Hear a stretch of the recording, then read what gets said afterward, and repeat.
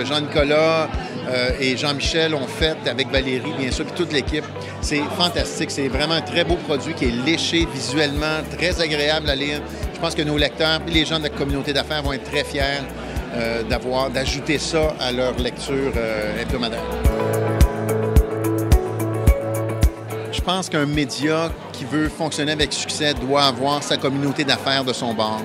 Le premier jour, quand je suis arrivé, je me suis dit, il faut rebâtir tout de suite la section affaires.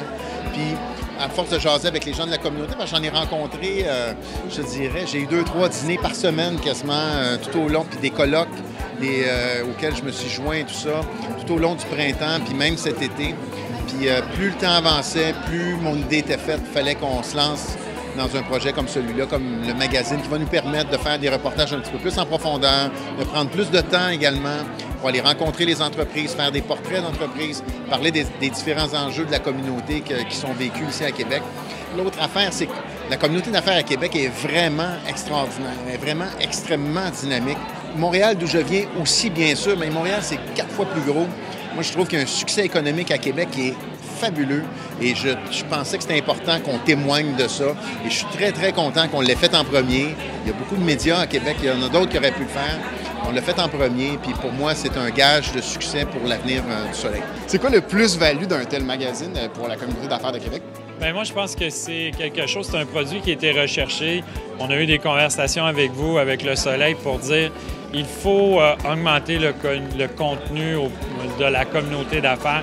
Il faut faire connaître aux gens de Québec et aux gens du Québec ce qui se fait à Québec. On a des entrepreneurs, hommes et femmes, qui font la différence, qui ont créé des entreprises, et d'avoir un outil qui va permettre justement de les faire encore plus connaître, de les faire rayonner.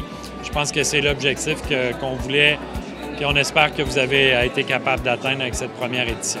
Vous signez la première carte blanche du magazine Le Soleil Affaires. Pouvez-vous nous expliquer un peu de quoi vous nous parlez dans votre carte blanche, puis en quoi ça consiste pour vous? Bien, premièrement, je pense que pour moi, c'est un honneur. Je tiens à vous remercier de faire l'histoire, d'être la première personne qui fait cette première carte blanche. On m'a donné de regarder avec notre nom Québec international, donc le volet de l'international. Qu'est-ce que ça veut dire? Il y a différents éléments sur lesquels on le prend en considération. Il faut penser qu'aujourd'hui, on est planétaire, de un, que deux, les enjeux qui se passent un peu partout dans le monde touchent aussi notre communauté d'affaires. On l'a vu dans la dernière année avec les conflits, l'Ukraine, les problèmes qui se passent au niveau de toutes les chaînes d'approvisionnement, qu'on pense à des enjeux climatiques. Donc, il y avait ce volet-là. Il faut aussi penser que nos entreprises, lorsqu'on a une idée, malheureusement, aujourd'hui, on n'est probablement pas le seul sur la planète à avoir cette idée. Donc, on doit penser plus large que Québec. Donc, l'idée de l'international. Puis, on amène aussi dans la région talent et investissement. Donc, on voulait regarder ces angles-là, puis s'assurer aussi qu'on aidait, qu'on parlait de nos entreprises qui exportent.